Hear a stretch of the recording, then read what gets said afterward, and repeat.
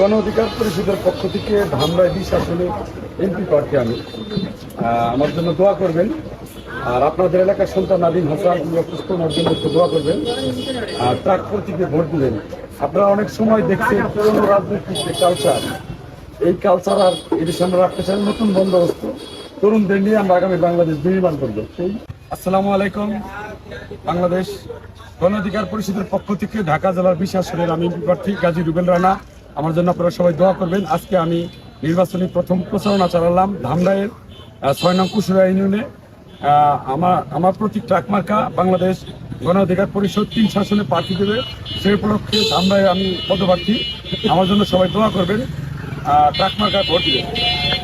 প্রিয় ধামরাইবাসী, আপনারা জানেন 2018 সাল থেকে কোটা সংস্কার আন্দোলন থেকে গড়ে ওঠা ডাকসুর সাবেক ভিপি নুরুল হক নূরের একটা রাজনৈতিক দল গণ অধিকার পরিষদ।